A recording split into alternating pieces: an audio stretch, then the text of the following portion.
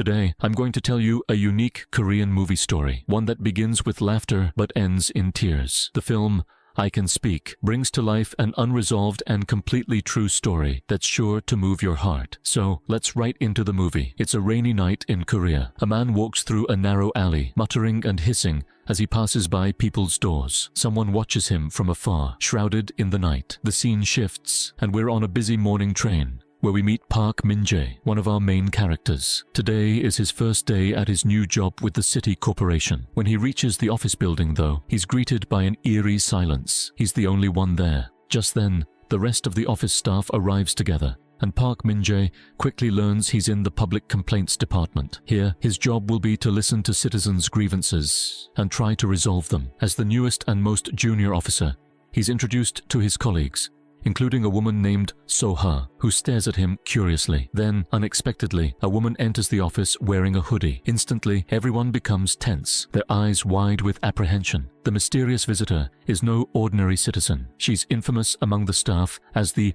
Goblin Granny. We'll call her Grandma. Grandma approaches the office head with a complaint from the night before, showing him a photo as evidence. She had caught a man making strange noises and disturbing the neighborhood by hissing outside her home. The office head assures her they'll investigate the matter, but when another officer dismissively asks why she's bothering with such a small issue, Grandma becomes furious. "Who are you to question me?" she snaps. Meanwhile, she insists on submitting her complaint to him personally. But when he asks for her token, she replies, "I don't need a token." Unmoved, Park Min-jae responds calmly, "I can't take any complaints without it."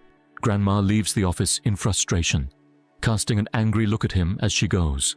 After she's gone, the staff finally relaxes and explains the full story. Grandma has been coming to this office to file complaints for more than 30 years. In that time, she's lodged over 8,000 grievances. She's a bit of a legend and a daily challenge for the entire office.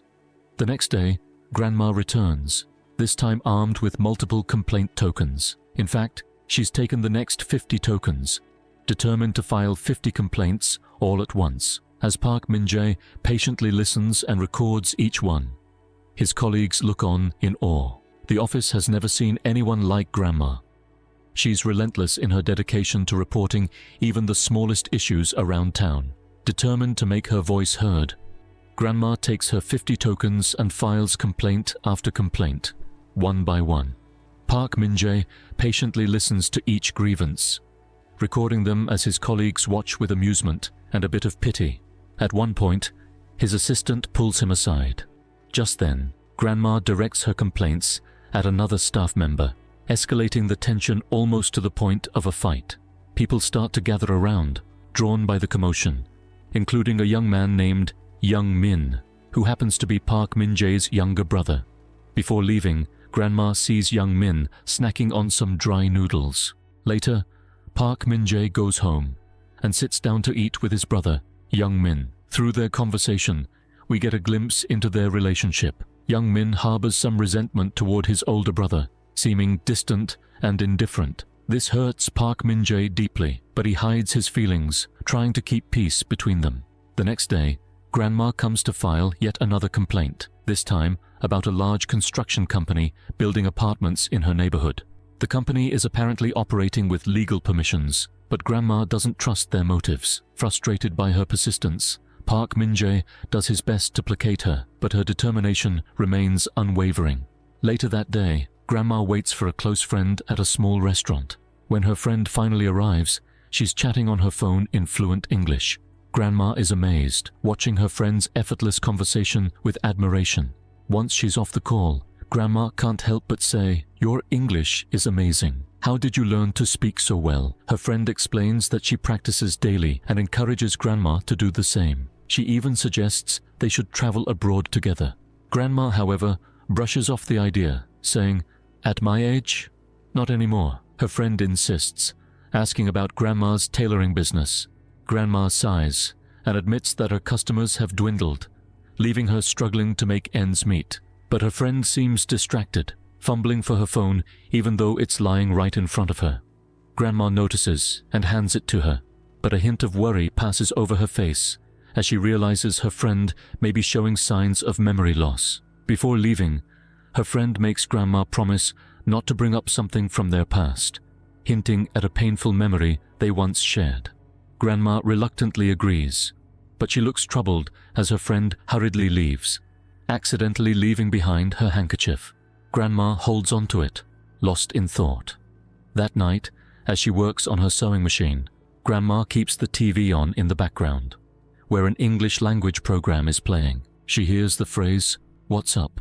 and repeats it over and over, determined to remember it. Her passion for learning English, sparked by her friend, has clearly taken hold. She even dials a random number just to try it out. But when the person on the other end replies in English, she panics and hangs up immediately. Eventually, Grandma enrolls in an English class for beginners, hoping to finally overcome the language barrier.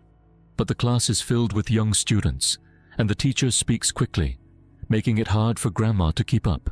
She repeatedly asks the teacher to slow down. Frustrated, Grandma takes her complaints to the school administration, but they tell her there's nothing they can do. Everyone else in the class already knows basic English, and she's the only one who's struggling. Meanwhile, we see Park Min-jae in another part of town, speaking confidently with a foreigner in perfect English. Unbeknownst to him, Grandma is nearby, watching him with admiration. Her desire to speak English grows even stronger as she sees his fluency, and she decides she'll do whatever it takes to keep learning, despite the challenges.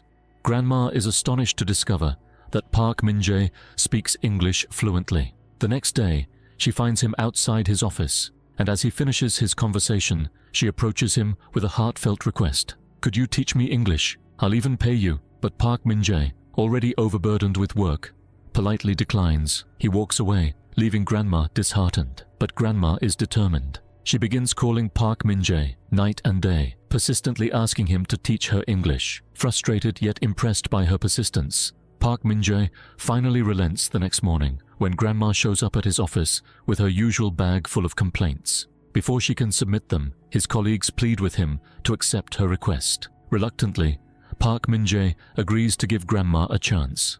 He hands her a beginner's English word book, saying, "If you can score 80% on a test of these words, I'll teach you English." Grandma smirks. "I learned these words as a child," she retorts confidently. That night, Grandma sits at her kitchen table, studying with childlike determination. The following morning, she takes her exam under Park Min-jae's supervision. As she carefully writes English words in her notebook, Park Min-jae reviews her answers and says, "You did well, but you only scored 75%. That's not 80%, so I'm afraid I can't teach you." Grandma pleads for just one more chance, but he walks away, leaving her disappointed. Later that evening, while Park Min-jae is on a bus ordering pizza for his brother, he spots his younger brother, Young-min, through the bus window. Concerned, he quickly gets off to follow him. To his surprise, he watches as Young-min enters a small, unassuming tailor shop. Park Min-jae hesitates, but eventually steps inside, only to be startled by Grandma, who runs this very shop. Seeing his shock, Grandma warmly welcomes him and explains, "Your brother visits here sometimes. I saw him once, eating uncooked noodles on the street. It broke my heart, so I started inviting him over and feeding him a proper meal every now and then. I had no idea he was your brother." Park Min-jae is deeply moved. Overcome with gratitude, he thanks Grandma with teary eyes. After a moment, he says, "How about this? I'll teach you English on Sundays, Tuesdays, and Thursdays, and you don't have to pay me. Just promise to keep feeding my brother." Grandma, delighted by the arrangement, agrees eagerly. "That's my favorite job," she says with a smile, rushing to set up a table so their first lesson can begin immediately. As they sit down, Park Min-jae starts with the basics. "You don't need complicated words to express yourself," he explains. Grandma raises an eyebrow and asks, "Then why did you make me study all those hard words?" He has no answer, so he simply chuckles. Their first lesson begins with a simple phrase, "How are you?" Grandma carefully writes it down in her notebook, saying it aloud with determination. And so, the journey begins. Grandma may be learning English, but she's also teaching Park Min-jae invaluable lessons in resilience, kindness, and the power of human connection. Park Min-jae advises Grandma that instead of writing everything down, it would be more effective to speak sentences out loud to overcome her hesitation. He jokes, "Tomorrow, you'll probably complain about this to the office too." Grandma just smiles, but then unexpectedly asks, "Why aren't you married yet, Park Min-jae?" Surprised, he laughs, saying, "You sound just like my grandmother, but that time has passed. Now, I'm only focused on my younger brother." Grandma's face grows serious. After a pause, she quietly admits, "I don't have any grandchildren, or children at all." She lets the words linger, a hint of sadness in her expression, before changing the subject. They sit and chat until late that night. The next day, when Park Min-jae arrives to teach her, he calls out, "How are you?" Grandma, with a wave, proudly replies, "I'm fine. And you?" Their lessons progress as he teaches her how to order coffee, introduce herself, and hold simple conversations. She practices diligently, even while working at her tailor shop, and her English steadily improves. One day, Park Min-jae takes Grandma to a cafe filled with foreign tourists for her final test. He tells her she needs to hold a conversation with strangers for 5 minutes. Grandma is nervous, but she musters the courage to approach a group, exchanging greetings and small talk. Minutes pass quickly, and soon she realizes she's been speaking with them for 10 minutes. When she returns to Park Min-jae, she exclaims, "English isn't so hard after all." Her confidence is back, and she's no longer afraid of speaking. Later, they walk together through a park. Sitting on a bench, Park Min-jae opens up to Grandma about his own struggles in English. He tells her about studying abroad, how his mother passed away while he was gone, and how his father kept it a secret so he wouldn't have to return.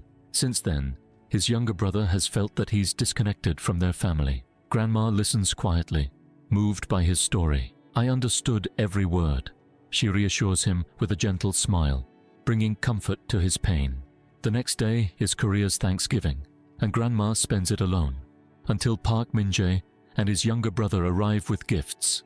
Surprising her, she welcomes them warmly, cooking a feast for them, and they enjoy the holiday like a family. For Park Min-jae, seeing his younger brother so happy feels like a rare gift, and he can't help but feel grateful to Grandma for bringing them closer.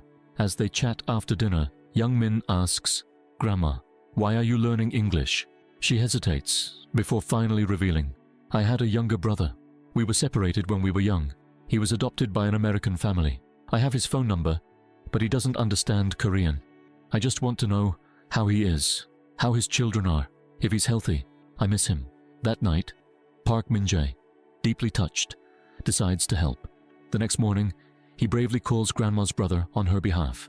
The man answers, speaking in English, "Who is this?" When Park Min-jae explains that his sister has been learning English just to reconnect with him, the man's response is cold. "Tell her not to contact me. I don't know her, and I don't want to," he says, before hanging up. Heartbroken, Park Min-jae doesn't know how to break the news to Grandma. As he ponders what to say, Grandma sends him a cheerful message, inviting him to dinner that night, blissfully unaware of the heartbreaking conversation he just had with her brother. That evening, Park Min-jae visits Grandma, but his expression is distant. After a moment of silence, he says, "You don't need to learn English anymore." Surprised, Grandma asks why, but he only responds, "I'll be busy from now on. I have my promotion exam coming up." Grandma, hurt, tries to offer payment, thinking he doesn't want to teach her for free. Park Min-jae quickly says, "No, it's not about money," and abruptly leaves, leaving Grandma feeling dismissed. The next day, Grandma visits her best friend in the hospital. Her friend, weak but happy to see her, introduces her to the nurse as "my best friend." The nurse tells Grandma that her friend talks about her all day. As they talk, Grandma returns the handkerchief her friend left behind and asks, tearfully, why her friend's health declined so quickly. Her friend reassures her, "You still cry like you did as a child. Stay strong. There are many responsibilities ahead of you." Moments later, her friend's granddaughter arrives and speaks with Grandma privately. She says, "My grandmother's memory is fading quickly. Soon, she might not remember anything at all. Her last wish is to ask you for a favor." The granddaughter doesn't fully explain, but implies that Grandma will understand later. Returning to her neighborhood, Grandma sees a shopkeeper being taken away by the police. The shopkeeper assumes Grandma reported her, shouting accusations. Grandma, hurt and confused, decides to investigate her past complaints. The next morning, she goes to the city corporation office and overhears a conversation about corruption. A construction company bribed the mayor to push residents out. Furious, she demands her complaint files back, but the clerk nervously claims she can't locate them. She mentions that the files were given to Park Min-jae. When Grandma sees Park Min-jae, she rushes to him, asking what happened to her evidence. Coldly, he tells her, "The construction company has all the necessary permits. Your evidence doesn't matter." Shocked, Grandma questions if he even looked at the files. She explains she spent years gathering evidence against these companies, only for him to dismiss it. Park Min-jae, unmoved, says, "Your shop isn't affected, so why are you worrying about others?" Grandma, deeply hurt, replies, "I don't file complaints for myself. That woman's family depends on that shop." Frustrated, Park Min-jae tells her, "No one will applaud you for this. People will just resent you. Worry about yourself." Unable to hold back, Grandma slaps him. Stunned, his younger brother also watches silently. Breaking the tension, Park Min-jae angrily reveals the painful truth. "The brother you want to speak to in English? He doesn't want to know you. He even asked not to be contacted." The news hits Grandma like a blow, and she clutches her chest in pain. Concerned people gather around her. After the incident, Park Min-jae reflects on his harsh behavior. Guilty, he goes to the office storage room and locates the files she submitted. As he reads through them, he's shocked by the evidence of corruption she had painstakingly collected. Realizing her dedication to helping her community, he begins to understand her courage. Later, he arrives at a scene where a gang sent by the construction company is harassing residents to leave their shops. He confronts them, saying, "Until the court decides, these people have every right to stay." The gang members are taken aback, but he firmly stands his ground. Inspired by his words, the residents regain confidence. However, this defiance costs him professionally. His boss reprimands him, urging him to support the company's interests. Park Min-jae, though, makes it clear he will stand with the community for justice. Meanwhile, Grandma visits her best friend in the hospital. In English, she gently asks how her friend is, but her friend remains silent, lost in her illness. Grandma, tearfully holding her hand, whispers, "You can't forget everything so soon. If you stay silent, who will stand for what's right?" Grandma, just then, her best friend's granddaughter arrives, looking concerned. She doesn't recognize anyone anymore, not even me, but before she forgets completely, she left a letter for you. Grandma's eyes well with tears as she takes the letter and begins to read it. Suddenly, a man enters the room and looks at Grandma.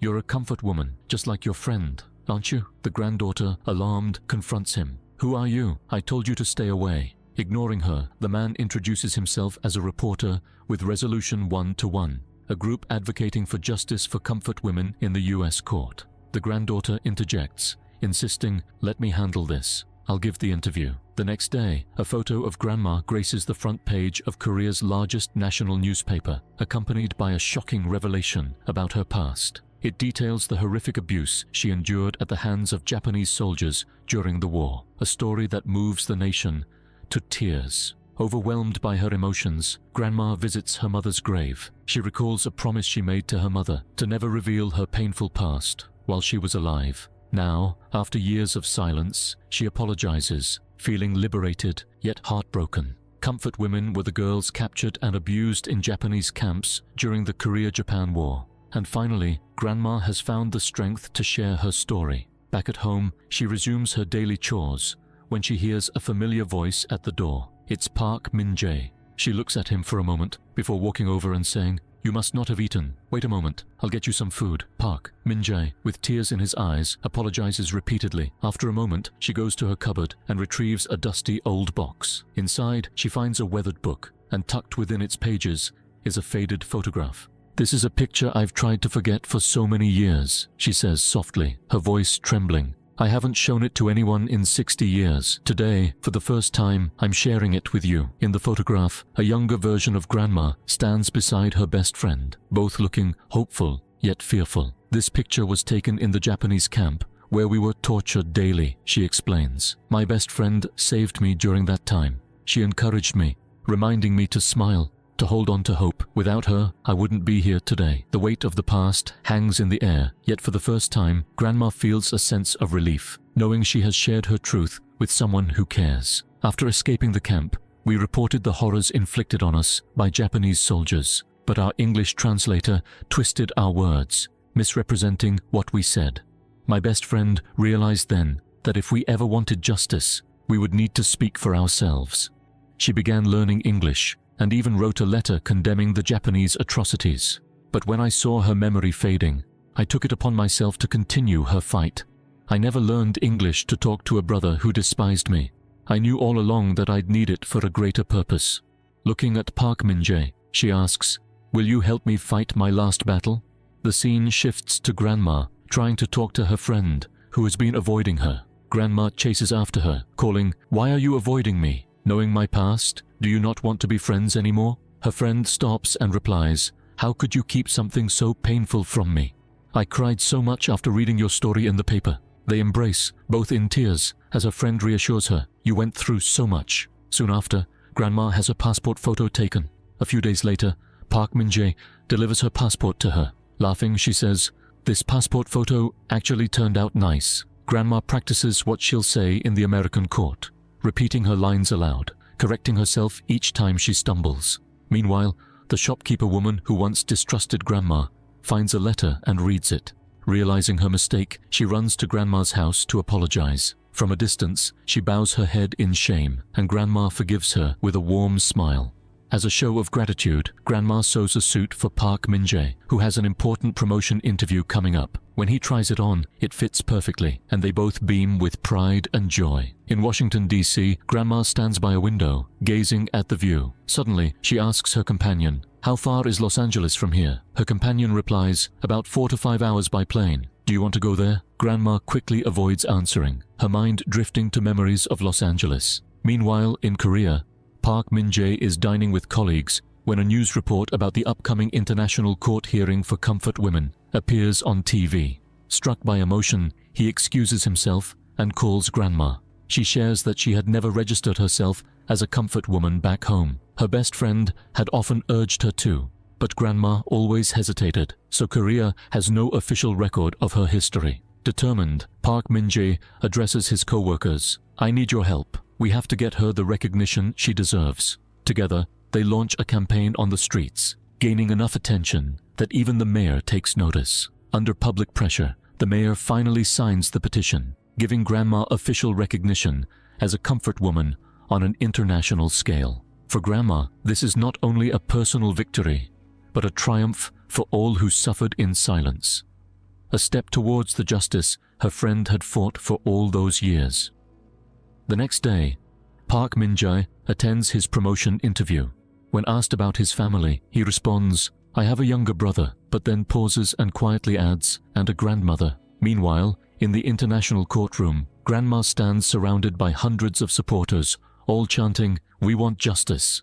Representatives from both Japan and Korea are present. As the trial begins, Grandma steels herself, whispering, "I have to do this." The first witness, a Korean woman named Maisel, recounts her traumatic experiences, explaining how Japanese soldiers repeatedly abused her during the war. The Japanese lawyer counters aggressively, implying she volunteered for the camps in exchange for money. Humiliated and angry, Maisel steps down, visibly shaken, and Grandma comforts her. The judge then calls Grandma to testify. Immediately, the Japanese lawyer tries to undermine her, questioning her status as a comfort woman. The Korean government recognizes her, the judge affirms, but the Japanese lawyer demands proof, dismissing her recognition as insufficient. As she stands on the witness stand, clutching a piece of paper, she's overwhelmed. Camera flashes illuminate the room, and countless faces stare at her, waiting. But fear overtakes her, and she can't find the words to speak. The judge urges her to share her story, but she remains frozen. Just then, her companion shouts, "You can speak!" Grandma, lost in fear, suddenly hears a familiar voice. Park Min-jae, standing by the courtroom door, calls out, "Grandma, you can speak." Reassured, she whispers back, "Yes, I can speak." Revitalized, she finds her voice.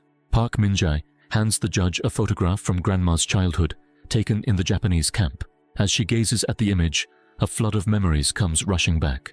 Without a word, she lifts her shirt to reveal scars all over her torso, deep, jagged marks left by Japanese soldiers. Gasps fill the room. Holding Park Min-jae's hand tightly, Grandma steps forward and declares, "These scars are my proof. You wanted evidence? My whole body is the evidence.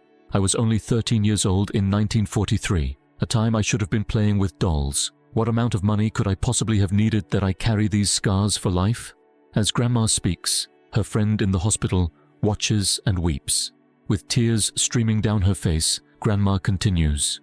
We still bear the weight of the sins committed by Japanese soldiers. We, the comfort women, ask only for one thing, that Japan apologizes. Let us at least tell the next generation that justice was served. Is that too much for us to ask? She finishes her testimony to thunderous applause.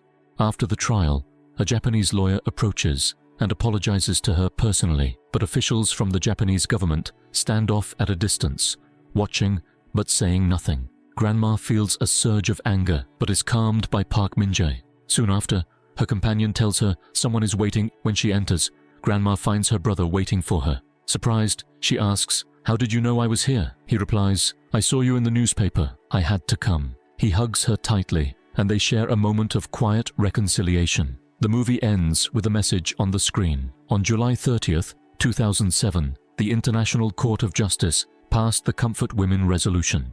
These scenes were based on real events, yet Japan has still not formally apologized for these atrocities.